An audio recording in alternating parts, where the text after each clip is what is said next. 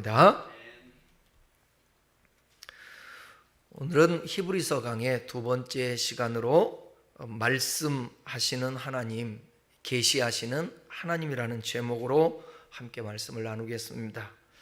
지난주 우리는 히브리서의 서론 부분이죠. 저자에 대해서, 또 수신자에 대해서, 그리고 기록 목적과 배경에 대해서 살펴봤습니다. 히브리서는 당시 신앙생활을 나름대로 하는 자들에게 박해가 있었습니다. 그 박해 속에서 자꾸 유대교로 다시 돌아가려고 하는 사람들이 많이 있었고, 그 속에서 신앙이 흔들렸습니다. 그런 그리스도인들에게 믿음의 굳건함을 촉구하기 위해 기록되었습니다. 오늘은 히브리서 1장 1절로 4절의 말씀을 통해서 하나님께서 과거와 현재에 자신을 어떻게 계시하셨는지, 그리고 그 마지막 말씀의 절정인 예수 그리스도께서 얼마나 탁월한 분이신지 살펴보도록 하겠습니다. 우리가 살아가는 현실을 해결할 수 있는 방법들이 인위적인 것들도 있지만, 대부분의 문제가 환경보다는 그 환경에 영향을 받고 살아가는 우리의 마음 문제거든요. 근데 이 마음을 새롭게 하고 변화시키고, 이 마음을 붙들고 하나님이 원하시는 삶을 살려면 하나님의 말씀이 우리 안에 안착하고 그 말씀이 믿어지고 실리되어질 때 우리가 그게 가능하다는 것입니다. 오늘 먼저는 말씀하시는 하나님에 대해서 살펴볼 텐데, 1절, 2절을 한번 같이 모니터를 보면서 한번 읽어보세요. 같이 읽겠습니다. 시작. 옛적에 선지자들을 통하여 여러 부분과 여러 모양으로 우리 조상들에게 말씀하신 하나님이 이 모든 날 마지막에는 아들을 통하여 우리에게 말씀하셨으니, 여기 히브리서 저자는 먼저 말씀하시는 하나님에 대해서 소개를 합니다. 하나님 홀로 자족하시는 먼 신이 아니라 우리에게 말을 걸어오시는 하나님이십니다. 그래서 이 세상을 창조하신 거예요. 단순한 말을 넘어서 우리에게 자신의 생각과 계획을 알리시며 소통하시기를 원하십니다. 그러기 위해서 하나님께서는 자신을 계시하십니다. 하나님의 계시는 구원의 시작입니다. 인간은 아무 문제 없이 살다가 하나님의 음성을 듣는 것이 아닙니다. 창세기 말씀에서 보면 세상은 죄 때문에 하나님과 어긋난 사람과 또 에덴에서 추방된 존재들의 세계입니다. 창조 이후에 하나님이 사람을 창조하시고 복을 주셨는데도 불구하고 하나님의 말씀을 어기고 빗나간 삶을 살아가고 있는 자들에게 말씀을 하세요. 왜요? 그들과 다시 하나님이 화목하기 위해서 그렇습니다. 하나님은 이런 세상을 향해서 끊임없이 말씀하십니다.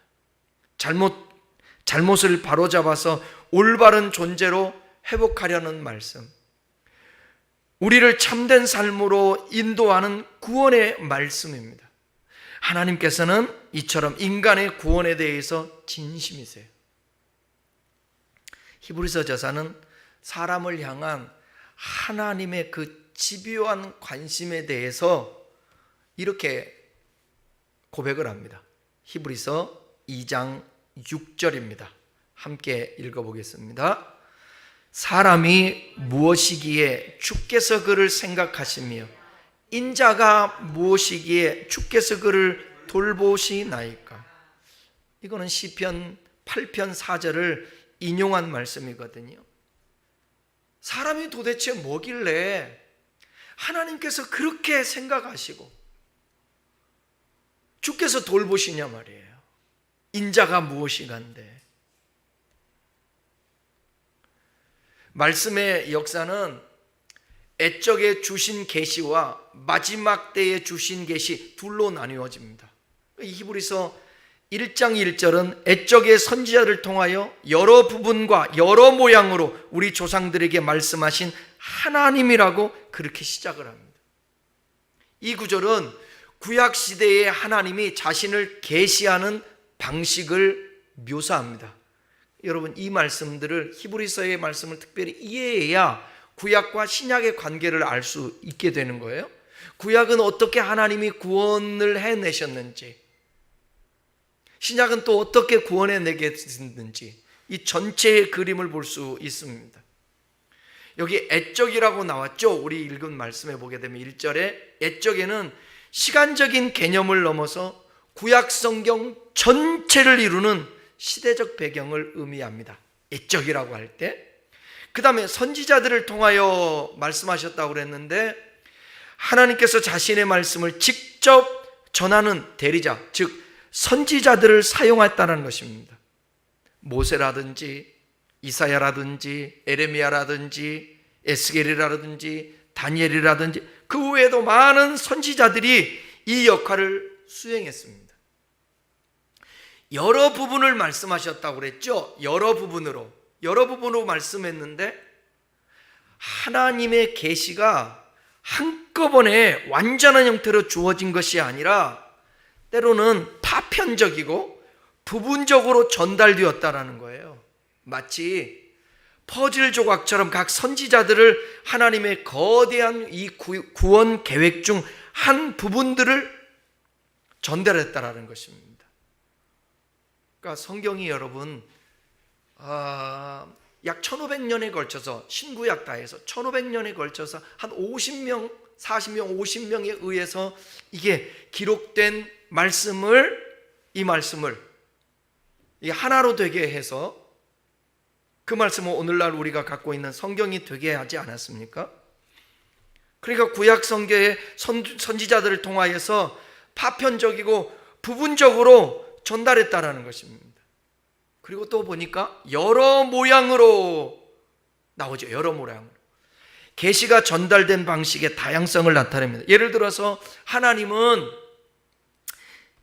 야곱 같은 경우 꿈을 통하여서, 이사야 같이 환상을 통하여서, 또 사무엘은 직접 음성을 듣죠.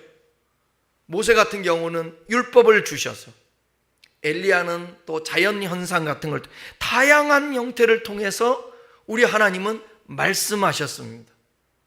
이런 다양성은 계시가 한 가지 형태로 고정되지 않았음을 우리들에게 알려주고 있는 거예요. 특히 히브리서와 신약 교리적 관점에서 보면 구약은요, 부분적이고요, 그림자적이고요, 점진적인 계시라는 특징을 갖고 있습니다. 아직 완성되지 않았기 때문에. 그래서 골로새서 2장 16절 17절에서 이렇게 말씀하세요. 한번 읽어볼까요? 그러므로 먹고 마시는 것과 절기나 초하루나 안식일을 이유로 누구든지 너희를 비판하지 못하게 하라. 이것들은 장래일의 그림자이나 몸은 그리스도의 것이니라. 절기라든지 율법이라든지 제사 드리는 그것들은 예수 그리스도를 가리키는 거예요. 그러니까 그림자라는 것입니다. 실체는, 구약에서 말씀했던 실체는 예수 그리스도를 얘기하는 그림자적 계시라는 것입니다. 구약은 그리스도를 예표하고 준비하는 계시였으며, 신약에서 예수 그리스도 안에서 계시가 완전하고 최종적으로 성취됐다라는 거예요. 마지막 날에 아들을 통하여서 또 말씀했다고 그랬죠. 1장 2절에 보게 되면 이 모든 날 마지막에는 아들을 통하여 우리에게 말씀하셨으니, 이렇게 선언하면서 앞선 구약의 계시와 극명한 대조를 이룹니다. 마지막은 그 다음이 없다라는 거잖아요. 마지막이라는 얘기는, 그러니까 최종적이며 그래서 결정적이라는 뜻이에요. 이렇게 마지막 때는 그 이전의 시간을 종결짓습니다. 오랜 말씀의 역사 끝에 하나님의 최종 말씀이 누구를 통하여서 주어지고 완성된다는 거예요? 아들 예수 그리스도, 아들을 통하여서. 선지자들은 자주 이 마지막 때를 노래했습니다. 이것은 막연한 미래에 대한 기대가 아니라 그날이 오게 하실 하나님을 향한 기대였어요. 선지자들은 벅찬 절망 속에서도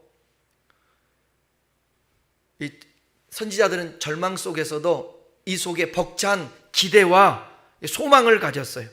하나님이 다시 오셔서 자기 백성을 구원할 것이라는 거예요. 히브리서 저자는 구약에서 선지자들이 노래한 이 마지막이 누구를 통해서 왔는가? 예수 그리스도를 통해 왔다라고 말합니다.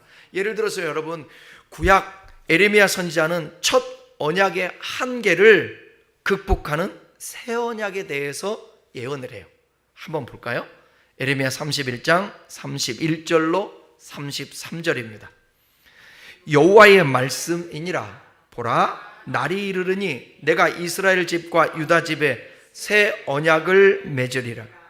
이 언약은 내가 그들의 조상들의 손을 잡고 애굽 땅에서 인도하여 내던 날에 맺은 것과 같이 아니할 것은 내가 그들의 남편이 되었어도 그들이 내 언약을 깨뜨렸음이라. 여호와의 말씀이니라. 주님이 이미 언약을 했는데 이스라엘 백성들이 그 언약을 깨버린 거예요. 그래서 그렇지만 다시 또, 자 보세요, 33절. 그러나 그날 후에 내가 이스라엘 집과 맺을 언약은 이러하니 곧 내가 나의 법을 그들의 속에 두며 그들의 마음에 기록하여 나는 그들의 하나님이 되고 그들은 내 백성이 될 것이라. 여호와의 말씀이니라. 이 새 언약이 바로 마지막 말씀인 아들 예수 그리스도를 통해 이루어졌다라는 것입니다. 그러니까 이 모든 날 마지막에는 구약의 예언 시대가 끝나고 그리스도의 오심으로 시작된 새로운 구원의 시대를 의미하는 것입니다.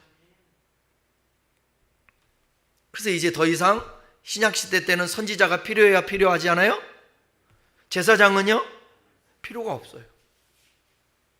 신약에 주님이 와서 말씀을 완성한 이후에는 이제 새로운 계시가 필요해요? 안 필요해요? 필요 없습니다. 아들을 통하여라고 말씀하고 있는데 이것이 가장 중요한 핵심이에요. 하나님은 더 이상 대리자나 파편적인 방식을 사용하지 않고 자신의 본질을 완벽하게 담고 있는, 하나님의 본질을 완벽하게 담고 있는 아들을 통해서 이제 직접 말씀하시고 완성한다라는 거예요. 요한복음 1장 14절에서는 이렇게 말씀하잖아요. 말씀이 육신이 되어 우리 가운데 거하시매. 구약에서 말씀하셨 그 말씀이 육신으로 예수 그리스도께서 이 땅에 오셔서 우리 가운데 거하신다라는 거예요. 하나님의 말씀 자체가 인간의 몸을 입고 이 땅에 오신 것입니다. 구약의 부분적이고 다양한 계시를 아들 예수 그리스도 안에서 최종적인 계시로 완성하신 하나님의 놀라운 구원 역사를 선포한 것입니다. 이 히브리서 기자는. 그러니까 계시의 점진성이죠.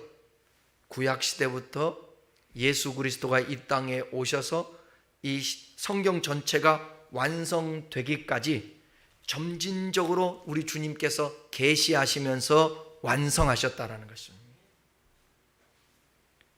이제 2절 하반절부터 3절까지 말씀 보면 이 모든 구약의 계시를 완성하고 또 능가하는 예수 그리스도의 탁월성에 대해서 선포를 하는데, 이렇게 탁월하신 아들 예수님을 통하여서 말씀하셨다라는 것입니다. 완전하신 하나님과 똑같으신 분인 아들 예수 그리스도께서 이 땅에 오셔서 말씀했는데, 히브리서 저자는 이 예수님에 대해서 마지막 말씀하시고 완성하실 예수 그리스도에 대해서 얼마나 탁월하시고 우월하신가를 7가지로 말씀을 하세요. 자, 히브리서 1장 2절 3절 자, 모니터 보세요. 모니터 보고 하반절부터니까 한번 볼까요? 이 아들을 만유의 상속자로 세우시고 또 그로 말미암아 모든 세계를 지으셨느니라. 이는 하나님의 영광의 광채시요 그 본체의 형상이시요 그의 능력의 말씀으로 만물을 붙드시며 죄를 정결하게 하는 일을 하시고 높은 곳에 계신 지극히 크신 이의 우편에 앉으셨느니라. 먼저 2절 하반절에 보게 되면 예수님을 만유의 상속자라고 말씀하고 있습니다. 이 세상 모든 것이 그리스도에 속해 있다라는 선언이에요. 마치 왕이 모든 영토와 재산을 상속하듯 예수님은 창조주 하나님의 모든 권능과 영광을 상속하셨습니다. 그러니까 하나님의 아들이 상속자라는 선언은 매우 흥미로운 것인데, 상속자라는 말은 미래를 가리키는 거죠. 상속자는. 예수님은 장차 유산을 소유하시겠지만 아직은 아닙니다. 상속이라는 약속은 미래와 그 현실을 기다리는 현재 사이에는 긴장이 있습니다. 예수님에게도 하나님의 시간은 지금 진행 중입니다. 예수님은 자기 일을 완수하시고 이미 어디에 계세요? 하나님의 보좌 우편에 앉으셨지만 하나님이 그분의 원수를 완전히 정복하실 때까지 기다리셔야 합니다. 진행 중이죠. 이 최종 종말이 왔을 때 그분은 우리의 구원과 심판을 위해 이 세상에 다시 오실 것이에요. 그때가 완전한 거예요. 믿지 않는 자들에게는 영벌의 심판을 받을 것이고, 믿는 자들에게는 주님과 함께하는 구원을 얻을 것입니다. 두 번째는 만유를 지으신 분이래요. 그로 말미암아 모든 세계를 지었다고 말하잖아요. 예수님은 단순히 상속을 받을 뿐만 아니라 만물을 직접 창조하신 분입니다. 그래서 요한복음 1장 3절에 보게 되면 만물이 그로 말미암아 지음받았다고 얘기해요. 그러니까 삼위일체 중에 똑같은 하나님과 똑같은 분 예수님을 지금 말씀하고 있는 거죠. 골로새서 1장 16절 17절에서는 이렇게 말씀합니다. 보충해서 한번 읽어볼까요? 만물이 그에게서 창조되되 하늘과 땅에서 보이는 것들과 보이지 않는 것들과 혹은 왕권들이나 주권들이나 통치자들이나 권세자들이나 만물이 다 그로 말미암고 그를 위하여 창조되었고 또한 그가 만물보다 먼저 계시고 만물이 그 안에 함께 셨느니라. 이 세상에 보이는 것과 보이지 않는 것의 모든 존재하는 그 모든 것이 창조되기 전에 우리 주님은 계셨다 안 계셨다? 창조되기 전에 이미 계셨어요. 그 계신 주님이 예수 그리스도께서 하나님의 창조 성령과 함께 이 삼위일체 되시는 분이 함께 창조하셨다라는 것입니다. 예수님은 창조 하나님과 똑같은 주체이십니다. 이 세상의 모든 아름다움과 질서가 그분의 손길에 이루어지고 있다라는 것입니다. 그러니까 예수님은 단순한 그냥 인간이 우리와 똑같은 인간이 아니에요. 육신의 몸을 입은 우리의 어떤 이 육체의 모습은 가졌지만 그분은 하나님과 똑같은 동등하신 분이라는 거예요. 이따가 말씀드릴게요. 세 번째로 말씀하고 있는 것은 뭐냐면 3절 하반절에 이는 하나님의 영광의 광채시요. 하나님의 영광의 광채래요. 예수님께서 하나님의 본질적인 영광을 그대로 드러내시는 분이라는 것입니다. 그리스도가 아버지의 본질을 그대로 발현하는 절대적 계시자이자 창조 구속의 능력임을 뜻하는 말입니다. 이 표현은 그가 단순한 어떤 전령이나, 여기 중요한 말이에요, 반사체가 아닙니다. 반사체가 아니에요. 예수님은 하나님 자신을 우리에게 드러내는 현현의 주체, 나타남에 똑같은 분이 나타난 주체라는 것입니다. 그러니까 반사체로 여기면 안 돼요. 똑같으신 발광하시는 분이에요. 네 번째로 뭐라고 말씀하느냐? 그 본체의 형상이라고 말해요. 본체라는 것은 존재의 본질을 뜻합니다. 그러니까 우리 주 예수 그리스도도 하나님과 본질적으로 같은 분이라는 거예요. 따로 계시지만 예수님은 하나님의 존재를 완벽하게 담고 있는 형상입니다. 그러니까 우리가 우리의 형상대로 사람을 만들고 그랬잖아요. 그때 말하는 형상과는 다르죠. 그때 형상과는 다르다고요. 우리가 하나님을 닮게 하나님의 대리자로서 이 세상에 존재한다라는 거죠. 그래서 저번에 그 창세기 1장 설교할 때 여러분 말씀드렸잖아요. 우리가 그의 형상이라고 할 때는 지금까지 얘기한 거고, 그 다음에 예수 그리스도를 향하여서 본체의 형상이라고 얘기할 때는 완전히 똑같으신 분이에요. 똑같으신 분, 판박이, 그분을 얘기하는 것입니다. 우리가 거울을 보면 우리의 모습이 그대로 비치듯 똑같잖아요. 예수님을 보면 하나님을 볼 수 있습니다. 그래서 빌립이 주여 아버지를 보여주십시오 그렇게 말할 때 예수님께서 빌립에게 요한복음 14장 9절에서 이렇게 말해요. 나를 본 자는 아버지를 보았거늘 어찌하여 아버지를 보여달라고 하느냐, 그 얘기를 하십니다. 그러니까 예수님은 하나님의 본체의 형상 똑같으신 분이다.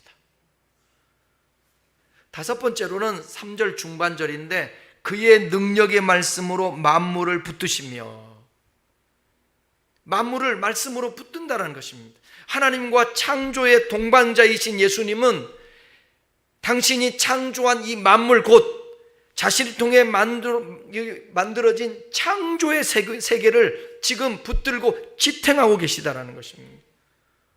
이것은 예수님이 단순히 만물을 그냥 창조하시는데 그치지 않고 지금 이 순간도 만물을 다스리시고 유지하시는 분임을 나타냅니다.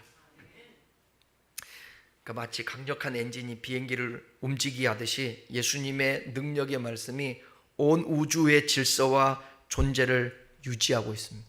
제가 말씀을 준비하면서 문득 그 생각이 들더라고요. 아무리 사람들이 자연을 파괴하고 이 지구를 어떻게 하려고 해도 하나님이 유지하시고 하나님이 지탱, 우리 주님이 예수 그리스도께서 유지하시고 지탱하시고 그분이 붙들고 계시는 거예요. 그러니까 사람이 어떻게 해도 안 돼요. 하나님의 허락 없이는. 사람이 이 지구를 핵이 아무리 핵을 개발하고 환경을 오염시켜서 자연이 파괴되고 그런다 할지라도 이 지구는, 이 우주는, 이 세상은 누가 붙들고 계시다고요? 우리 주님이 붙들고 유지하시죠. 여러분, 우리 주님은 절대로 우리의 영혼을 마귀에게 빼앗기지 않습니다. 우리를 유지하고 붙들어 주시기를 원하십니다. 그러니까 걱정하고 근심하고 맡기지 못하고 불안하고 초조하고 내 인생 내 마음대로 살려고 그러고 그러면 여기 만물을 붙들고 계시는 주님을 믿는 거예요, 안 믿는 거예요? 안 믿는 거예요. 그래서 지금 신앙 가운데 핍박당하고 있는 그 당시에 그리스도인들에게 이걸 말씀하고 싶어 하는 거예요. 너희들 우리 주님께서 붙들 거야. 그러니까 포기하지 마. 실망하지 말고 낙심하지 마. 여러분의 인생, 저의 인생이 다 주님 아닙니까? 주님으로 말미암아서 이 세상에 존재하게 됐고, 그분의 붙들어짐 속에서 우리가 살고 있고, 그분의 인도 속에서 우리가 주님 앞에 갈 거 아니에요? 그거를 이스라엘 백성들에게 그대로 가르쳐주고 말씀하시고 행하시면서 오늘날도 그렇게 한다는 것을 우리에게 말씀하잖아요. 뭐예요? 이스라엘 백성들이 애굽에 있었을 때 그들의 뭘 안다고 그랬어요? 뭘 본다고 그랬어요? 그들의 고통, 그들의 아픔을 알고 보고 알아요. 그것으로 끝나는 게 아니에요. 주님은 어떻게 해요? 그거 알고 보고 그냥 내버려 둬요? 아니요. 내려오셔서 그들을 구원해요. 건져내요. 그리고 인도하신다고. 그리고 가나안 땅에 도착하게 하신다고. 이게 하나님의 역사의 패턴이에요. 온 인류를 창조하신 이후에 이 세상이 끝날 때까지도 하나님이 이 우주와 지구를 그렇게 인도하세요. 역사하신다고. 그러니까 저와 여러분도 똑같아요. 하나님이 우리의 그 아픔과 고통을 아시고 주님이 많은 사람을 통하여서 당신을 계시한 이후에 우리를 구원해내요. 그리고 그 의지를 가지고 우리를 인도하시고 끝까지 그분이 책임져 주시는, 이거를 믿어야 어떤 상황에도 흔들리지 않고 살아갈 수 있어요. 여기 우리 주님이 만물을 말씀으로 붙든다라는 것은, 그것은 뭐 자연 세계만 붙드는 것이 아니라 이 세상에 존재하는 하나님의 형상을 닮은, 특별히 그분을 신뢰하고 그분 안에 거하는 하나님의 자녀들 반드시 붙들고 인도하십니다. 여섯 번째는 죄를 정결하게 하시는 분이라고 말해요. 죄를 정결하게 하는 일을 하시고 그랬죠? 3절 하반절에. 구약시대 때는 짐승의 피로 죄를 정결하게 하려 했지만 그것은 일시적입니다. 그래서 죄를 지으면 계속해서 가서 제사를 드려야 했습니다. 그러나 예수님께서는 자신의 보혈로 우리의 죄를 단번에 영원히 깨끗하게 하기 위하여서 이 땅에 오셔서 십자가에 죽으셨어요. 십자가에 죽으셔 운명할 때에 제사를 지내려면 어디를 가야 되죠? 구약시대 때 제사를 지내려면 어디를 가야 돼요? 어디 가서 제사를 지냈어요? 성막이라든지 성전이라든지, 그 중에서 특별히 제사장들이 성소를 거쳐서 지성소로 나가지 않습니까? 대제사장이. 그런데 그 나가는 산길을 히브리서에서 이제 10장으로 가면 우리가 이제 배우게 될 거예요. 염소나 양이나 송아지의 피로 한 게 아니에요. 예수님의 피를 가지고 이제 우리가 구원을 얻기에 그 길을 예수님이 십자가에서 못 박혀 피 흘려 돌아가실 때 성소와 지성소 사이에 있는 휘장이 쫙 찢어지고 갈라졌다라는 것입니다. 이제는 짐승의 피가 아니에요. 누구의 피예요? 예수님의 피를 통하여서 우리가 그의 희생과 그 세상죄 지고 가는 하나님의 어린 양이신 예수님을 통하여서 죄를 정결함을 받을 수 있다는 것입니다. 그러니까 자신의 보혈로 우리의 죄를 단번만 아니라 영원히 깨끗하게 하신다는 것입니다. 그분이 참된 그래서 제사장이시자 완전한 희생 제물이 되셨음을 성경은 말하고, 특별히 이 히브리서에서 이 예수님에 대해서 말씀하고 있는 것입니다. 하나님께서 예수님을 통해 죄사함의 방법을 마지막 계시로 말씀하셨다라는 거예요. 그러니까 여러분 감사 있잖아요. 우리 주님이 이 땅에 오셔서 나를 위해 죽으시고 그 희생당하시고, 그게 감사를 하려면 깊이 뭘 묵상을 해야 되느냐? 구약 성경에 짐승을 잡아서 제사를 할 때 누가 죽여요? 누가 죽여야 돼요? 내가 죽여야지. 내가 죽여야지. 그게 원칙인 거예요. 그때 여러분 생각해 보세요. 전에 제가 설교할 때 말씀했지만 짐승을 큰 소를 죽일 때, 그 다음에 짐승 양을 죽일 때, 염소를 죽일 때 단번에 죽이는 게 쉽다 어렵다? 그거 어려워요. 어쩔 때는 망치를 통해서 머리를 때려 최대한 단숨에 죽여야 되니까, 고통당하게 하면 안 되니까. 그 제사를 구약적인 요소지만 목사님 중에 그 연구하시는 분 중에 짐승을 진짜 잡아서 제사를 지내려고 구약 성경에 기록된 것을 한번 실행해 보려고 진짜 했는데, 그 짐승을 잡다가 너무 고통스러웠더라고요. 왜냐하면 한 번에 죽지 않는 거예요. 짐승이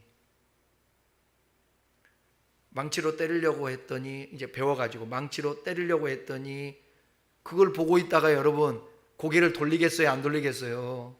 안 맞으려고 돌리겠지. 그러다가 잘못 때려서 눈도 맞게 되고, 또 다른 방법은 심장을 찔려가지고 그렇게 하면 또 단번에 죽는다고 해서, 그런데 또 잘못 찔려가지고 양이 소리를 지르기도 하고, 어쩔 때는 이 짐승을 잡으면 그 짐승의 피가 어디로 튀어요? 잡는 사람에게 튀는 거죠. 제사장이 잡을 때는 제사장에게 튀고, 내가 잡을 때는 내게 튀고, 그리고 손을 얻는 것입니다. 대속을 위해서 손을 얻는 거예요. 전가시키기 위하여서. 그 짐승이 죄가 있나요? 없잖아요. 누구 죄 때문에? 우리 사람의 죄 때문에 그렇게 된 거예요. 이 과정을 묵상하면서 예수 그리스도 하나님의 아들이시며, 그분은 지금까지 말씀했던 하나님의 본체, 하나님과 똑같으신 그 우리 예수님께서 십자가에서 대못에 양손 양발을 찔리시고 머리에 면류관을 쓰고, 그래서 십자가에 매달았는데 십자가에서 운명하지 않으니까 어떻게 해요? 창으로 옆구리를 찌르고 심장에 있는 피까지, 물과 피를 다 쏟게 만드셨다.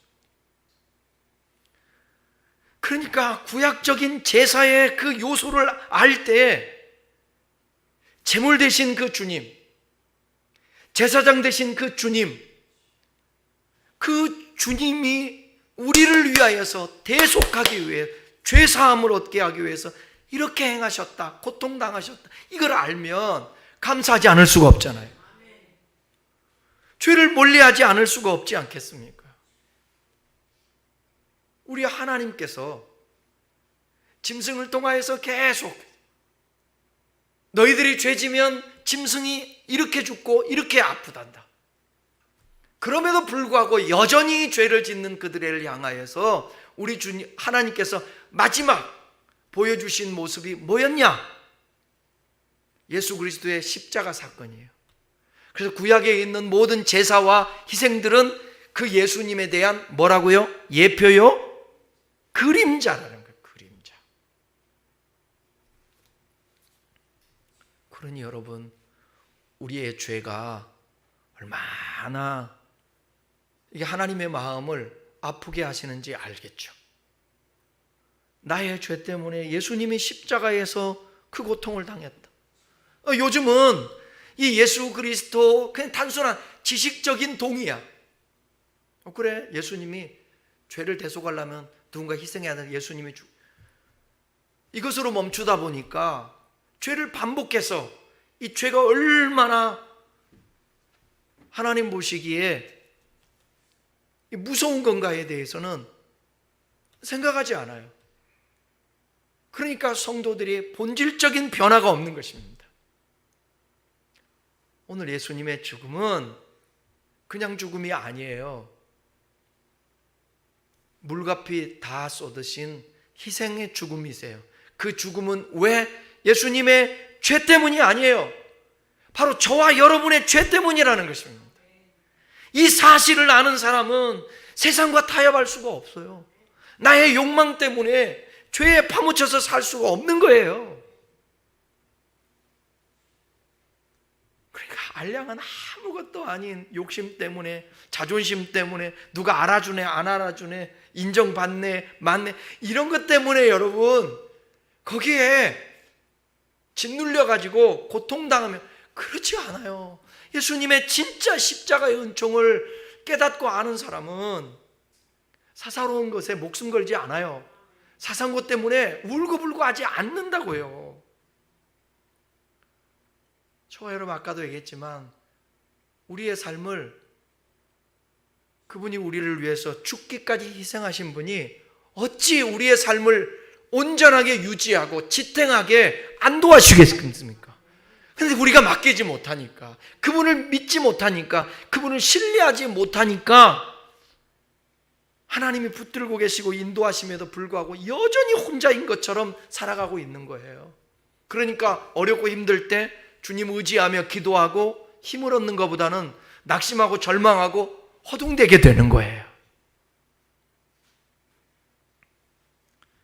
우리가 그 믿음 달라고 기도해야 돼요. 하나님, 어떤 상황에서도 하나님이 붙들고 계시고 지탱하고 계시니까 우리를 위해서 십자가에 죽기까지 죄 문제 해결하시고 구원하시고 사랑하니까 주님, 그 하나님을 우리가 믿고 어떤 상황에서도 태어나고 내 마음을 지키고 그런 우리가 되게 하여 주십시오. 그게 생명인 거예요. 그게. 그러니까 지난주의 말씀처럼 무릇 지킬 만한 것보다 이 마음을 지키라. 생명의 근원이 여기서 난다. 그리고 7번째 3절 하반절에 보면 높은 곳에 계신 지극히 크신 이의 우편에 앉으셨다. 예수님이 죽으시고 그 다음에 이제 부활 승천하시잖아요. 그래서 예수님께서 하나님과 함께 통치하는 영원한 왕이 되셨음을 상징하는 것입니다. 우편에 앉았다라는 것은 권위와 능력, 통치의 자리를 의미하고 그분이 하나님과 동등한 권세를 가지고 계시다라는 거예요. 우리 주님이 통치하시다. 근데 그 주님은 히브리서에 이제 또 같이 공부하다 보면 나오는데 이 땅에 오셔서 우리의 고통과 아픔을 아시는 체휼하신 분이시라고. 그 주님이 나의 모든 것을 다 고통까지도 경험해 봐가지고 아시는 그분이 하나님 보좌 우편에 앉아 계셔서 그분이 통치하신다는 거예요. 그분이 통치하실 때 우리의 마음을 모르면 우리가 답답할 텐데 그분 다 아시는 거예요. 그래서 말씀하세요. 내가 너희의 아픔을 안다. 너희의 고통을 안다. 너희의 길을 알고 주님께서 지탱케 우리를 유지해 주시겠다라는 것입니다.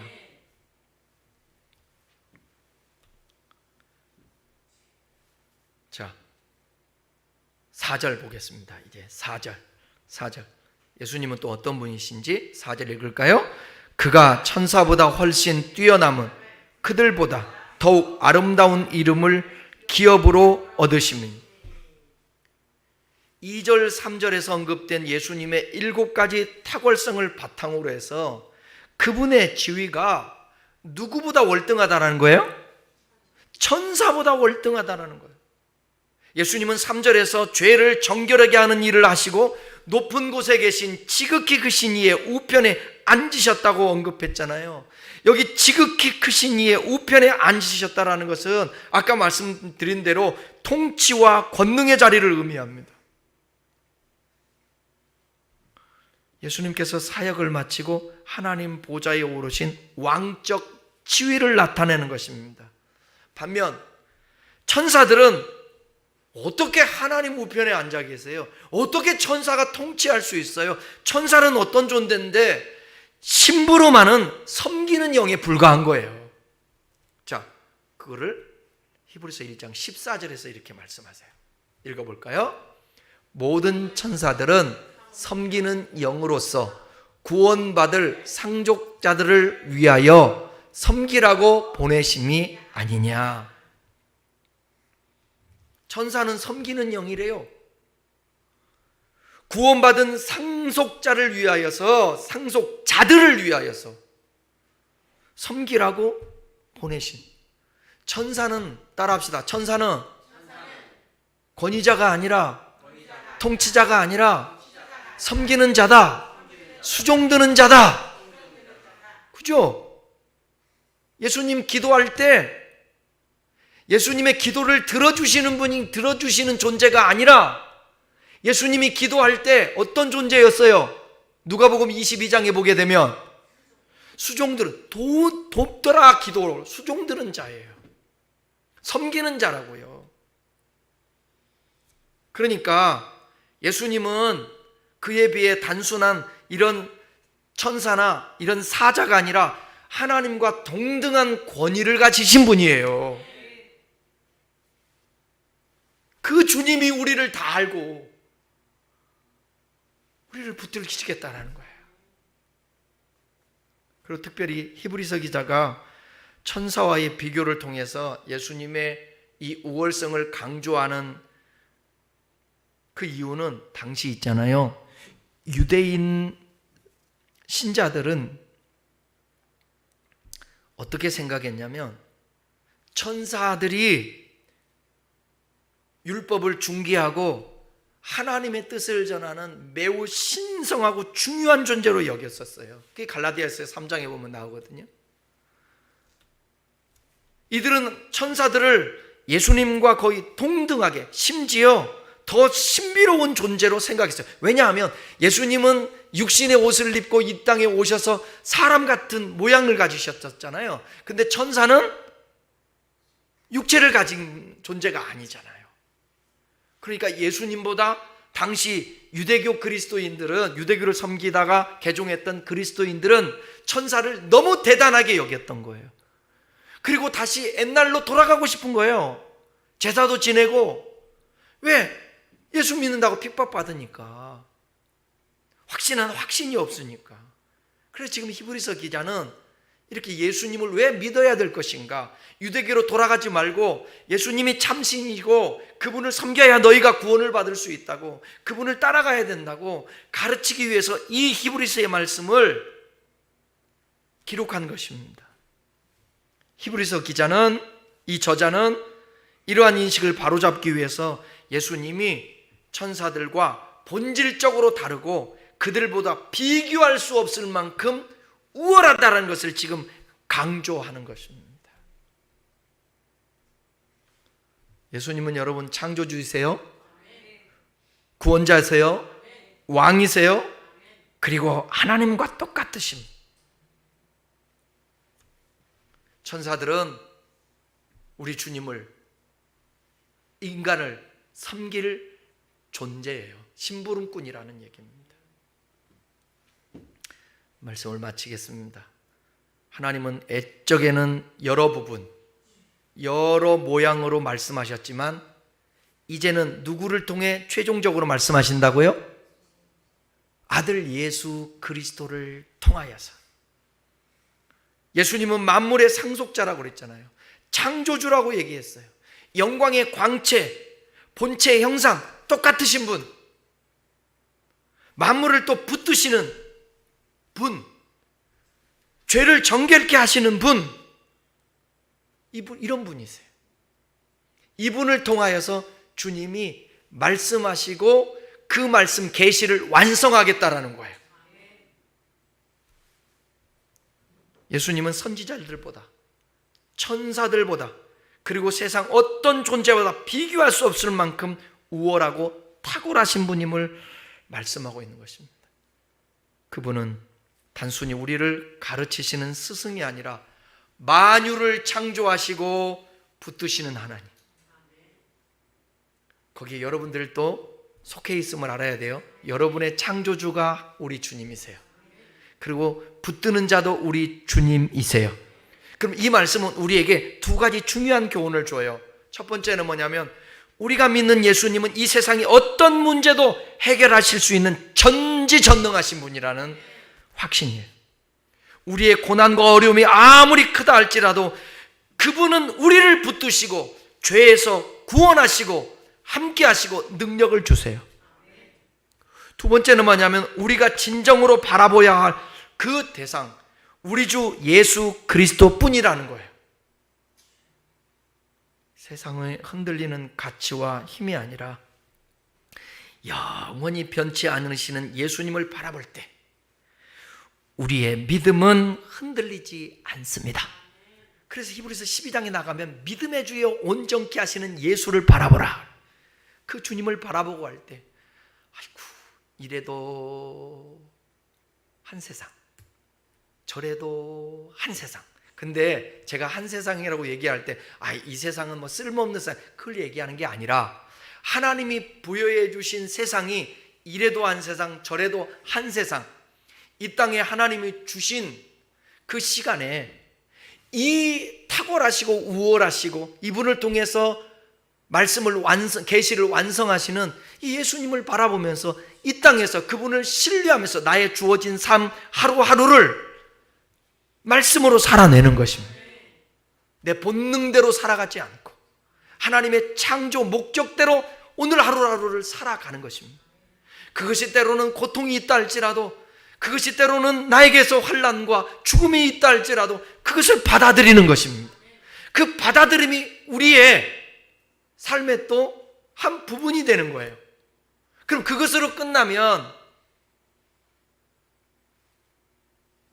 억울할 수도 있고 내가 왜 그렇게 살아?